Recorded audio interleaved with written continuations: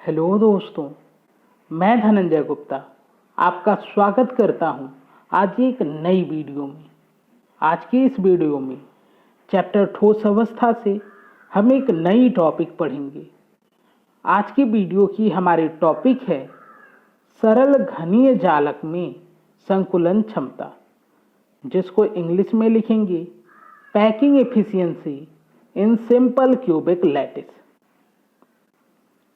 दोस्तों, आप सबको पता है कि पिछली वीडियो में हमने चर्चा किया था कि संकुलन क्षमता क्या है और साथ साथ हमने पढ़ा था कि घनी एकक कोष्ठिका के लिए संकुलन क्षमता का परिकलन किस प्रकार करते हैं। तो यदि आपने पिछली वीडियो नहीं देखी है तो मैं आपको ये सजेस्ट करूंगा कि आप डिस्क्रिप्शन में दिए गए लिंक से पहले पिछले वीडियो को देखें। उसके बाद जब आप ये वीडियो देखेंगे तो ये वीडियो आपको और भी बेहतर तरीके से समझ में आएगी।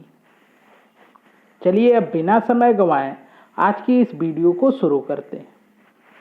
आज की वीडियो में सबसे पहले हम ये डिस्कस करेंगे कि ये सरल घनी जालक क्या है और इसकी एकक कोष्ठिका किस प्रकार की होती है, जिसके बारे में आप काफ़ी डिटेल में इस चैप्टर की पिछली एक वीडियो में पढ़ चुके हैं। आपने पढ़ा था कि जब द्विविमा वर्ग निविड संकुलित परतों को एक दूसरे के ऊपर व्यवस्थित करते हैं तो प्राप्त होता है सरल घनीय जालक। आपने इसके साथ पढ़ा था कि सरल घनीय जालक की सभी परतों के गोले अर्थात अवयवी कण संरेखित होते हैं। यहाँ पे यदि आप फिगर देखें तो कुछ ऐसा स्ट्रक्चर होता है सरल घनीय जालक का। यहाँ पे देखिए 4 परतें हैं जो द्विविमा वर्ग निविड संकुलन की हैं, जिनको हमने एक दूसरे के ऊपर व्यवस्थित किया है। आप देखें इन सभी परतों के गोले एक सीध में हैं, अर्थात गोले संरेखित हैं। अब यदि हम बात करें यहाँ पर इसकी एकक कोष्ठिका की, तो सरल घनीय जालक की एकक कोष्ठिका आद्य घनी एकक कोष्ठिका होती है, जो कि यहाँ पे आपको दिखाई गई है। यदि इसको हम अलग से देखें तो और भी क्लियर हो जाएगा। आप देखिए कि इस एकक कोष्ठिका की ज्यामिति घनी है और साथ साथ इसमें जो अवयवी कण हैं, अर्थात ये जो गोले हैं जिनको आप परमाणु या अवयवी कण कह सकते हैं, ये केवल घन के कोनों पर ही उपस्थित है। जब एकक कोष्ठिका की ज्यामिति घनी हो और इसमें जो परमाणु हो वो केवल घन के कोनों पर ही हो, तो ऐसी एकक कोष्ठिका को हम कहते हैं आद्य घनी एकक कोष्ठिका, जिसके बारे में आप काफ़ी डिटेल में एकक कोष्ठिका की प्रकार वाले वीडियो में पढ़ चुके हैं। उम्मीद है कि यहाँ तक की बातों को लेकर आपको कोई डाउट नहीं हो रहा होगा। अब यदि हम इस क्रिस्टल की संकुलन क्षमता का परिकलन करना चाहें तो इसके स्थान पर हम इस एकक कोष्ठिका की संकुलन क्षमता का परिकलन कर सकते हैं, क्योंकि आपने पढ़ा है कि एकक कोष्ठिका क्रिस्टल की सभी गुणों को प्रदर्शित करती है। तो जो संकुलन क्षमता इस एकक कोष्ठिका की होगी वही संकुलन क्षमता इस पूरे क्रिस्टल की भी होगी। क्लियर है? तो चलिए अब हम हेडिंग लगा लेते हैं आद्य घनी एकक कोष्ठिका की संकुलन क्षमता, जिसको इंग्लिश में हम कहेंगे packing efficiency of primitive cubic unit cell. और आपको पता है कि प्रिमिटिव क्यूबिक यूनिट सेल के स्थान पर सिंपल क्यूबिक यूनिट सेल भी लिख सकते हैं हम, और शार्ट में हम लिखना चाहें तो हम लिखते हैं SCC। तो आप यहाँ पे हेडिंग लगा सकते हैं पैकिंग एफिशिएंसी ऑफ SCC। बात वही होगी। पिछली वीडियो यदि आपने देखी है तो वहाँ पे आपको पढ़ाया गया था कि घनी एकक कोष्ठिका की संकुलन क्षमता किस सूत्र से ज्ञात करेंगे। अर्थात पिछली वीडियो में हमने एक सूत्र पढ़ा था जिसका प्रयोग हम करते हैं घनी एकक कोष्ठिका की संकुलन क्षमता की गणना में या परिकलन में, और यह सूत्र है PE बराबर 4/3 πRQ गुणे Z बटे AQ गुणे 100। यह सूत्र है जिससे हम घनी एकक कोष्ठिका की संकुलन क्षमता की गणना करते हैं, चाहे वो घनी एकक कोष्ठिका आधे घनी हो या फिर अंतः केंद्रित घनी हो, चाहे फलक केंद्रित घनी हो। यहाँ पर इस सूत्र में जो PE है ये लिखा गया है पैकिंग इफिशियंसी के लिए, जिसको हिंदी में आप कहते हैं संकुलन क्षमता, यहाँ पे R परमाणु या अवयवी कण की त्रिज्या है, Z यहाँ पर एकक कोष्टिका में परमाणुओं की संख्या है और AQ एकक कोष्टिका का आयतन है जिसकी ज्यामिति घनी है और आप जानते हैं घन के आयतन को AQ हम लिखते हैं। यहाँ पे परमाणु और अवयवी कणों में क्या संबंध है ये आप पहले से ही जानते हैं कि अवयवी कण का अर्थ होता है वे कण जिससे ठोस का निर्माण होता है। ये कण अणु भी हो सकते हैं, परमाणु भी हो सकते हैं अथवा आयन भी हो सकते हैं, लेकिन अपनी सुविधा के लिए हम यहाँ पर परमाणु मान लेते हैं। तो यहाँ तक की बात आपको क्लियर है। यदि आप इस फार्मूले के निगमन को या इसको डिटेल में समझना चाहें तो आप डिस्क्रिप्शन में जिस वीडियो का लिंक दिया गया है उस वीडियो को देखें, वहाँ पर हमने इस फार्मूले का निगमन किया था, इसको बहुत ही डिटेल में डिस्कस किया था। अब हम समझेंगे कि इस सूत्र का प्रयोग किस प्रकार करना है। तो पहली बात कि इस सूत्र का प्रयोग कहाँ पर करना है, तो घनी एकक कोष्टिका की संकुलन क्षमता की गणना में।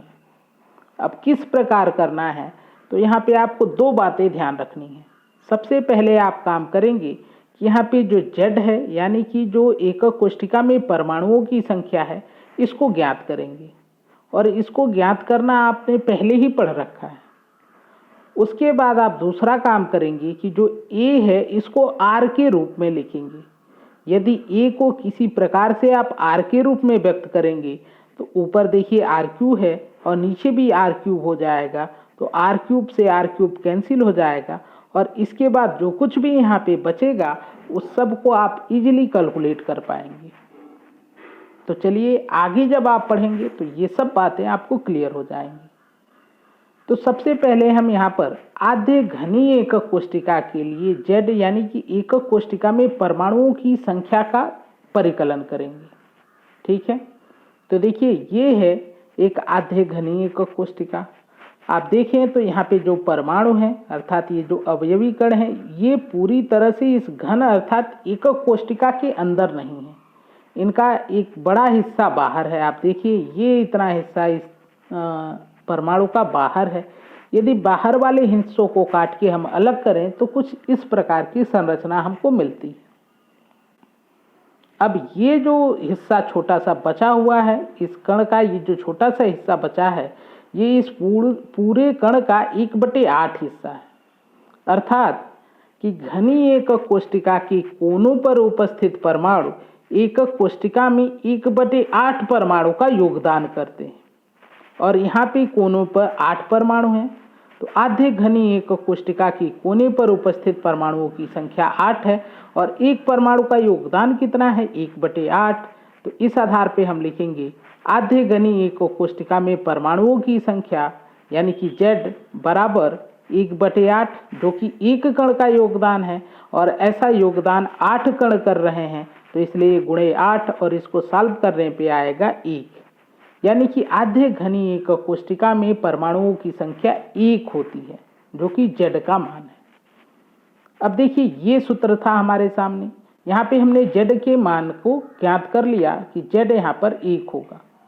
अब यहाँ पर हम दूसरा काम क्या करेंगे कि A को R के रूप में लिखेंगे।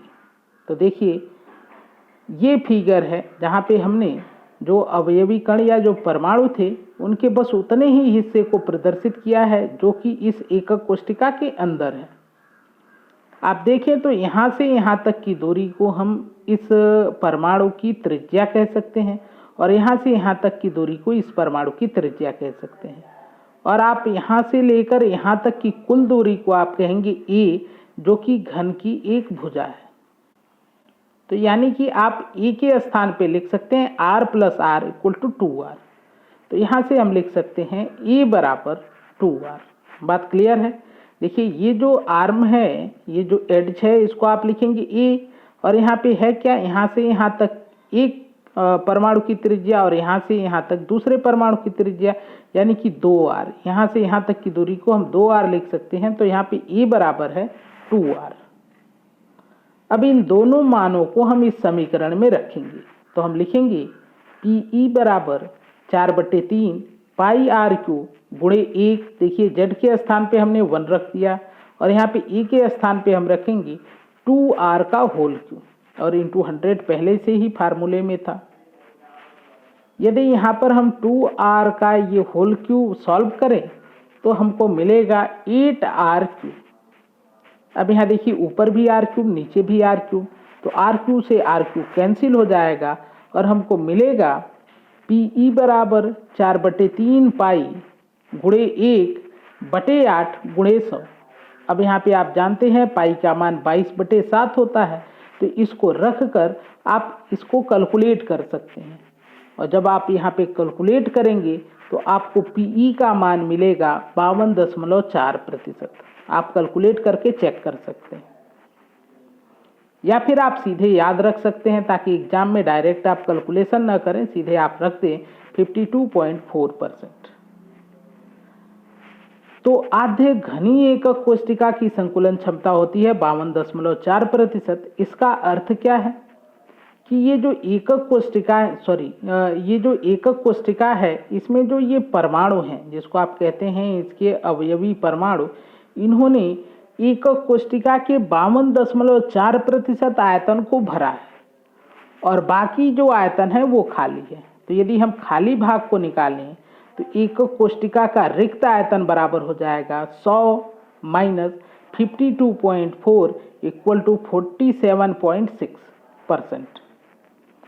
तो यानी कि आधे एकक कोष्टिका की संकुलन क्षमता होती है 52.4%, अर्थात 52.4% भाग एकक कोष्टिका का अवयवी परमाणुओं द्वारा भरा होता है और 47.6% भाग रिक्त स्थान की तरह होता है।